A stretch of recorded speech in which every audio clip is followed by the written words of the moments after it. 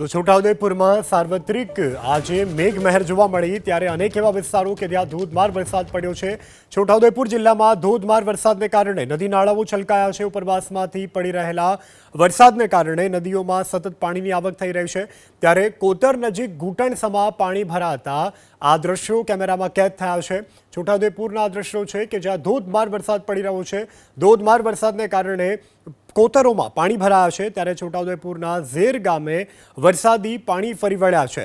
અનેક લોકોને સ્થળાંતરિત કરવાનો પણ પ્રશાસન દ્વારા તજવીજ હાથ ધરવામાં આવી છે। લોકોને સુરક્ષિત સ્થળ ઉપર ખસેડવામાં આવી રહ્યા છે અને હાલ સ્થાનિક પ્રશાસન પણ એલર્ટ મોડમાં છે।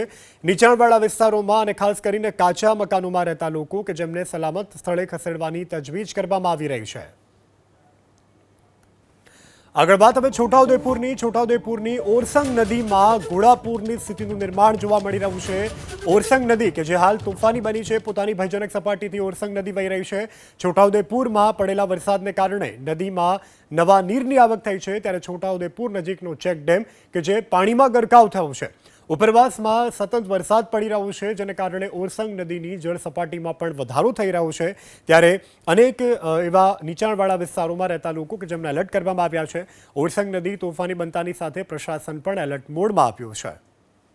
છોટાઉદેપુર જિલ્લામાં સતત 2 દિવસથી જે વરસાદી માહોલ જામ્યો છે તેને લઈને જે ઓરસંગ નદી છે તેનું રૌદ્ર સ્વરૂપ આજે અહીં સર્જાયું છે। દ્રશ્યોમાં જોઈ શકાય છે છોટાઉદેપુર નજીકનો આ જે ઓરસંગ નદી પરનો આડબંધ છે, સમગ્ર આડબંધ પાણીમાં ગરકાવ થઈ ચૂક્યો છે અને આ જે વિશાળ પટમાં જે નદી વહી રહી છે, બે કાંઠે ઓરસંગ નદી છોટાઉદેપુર નજીક વહી રહી છે। જે રીતના દરિયાની મોજાની જેમ અહીં આ જે પાણી ઓછળી રહ્યું છે। છોટાઉદેપુરને ઓરસંગ નદી જ નહીં પરંતુ નસવાડીમાં અશ્વિન નદી અને હેરન નદી, બોડેલીમાં તો કવાંટમાં કરા નદી પણ બે કાંઠે વહી રહી છે। સાથે સાથે કવાંટમાં જે રામી ડેમ છે તે ઓવરફ્લો થયો છે તો સુખી ડેમ પણ 70% કરતાં વધુ ભરાઈ ચૂક્યો છે। સતત જે વરસાદી માહોલ છોટાઉદેપુર જિલ્લામાં ચાલી રહ્યો છે તેને લઈને છોટાઉદેપુર જિલ્લાના જે જળાશયો છે તે ભરાયા છે।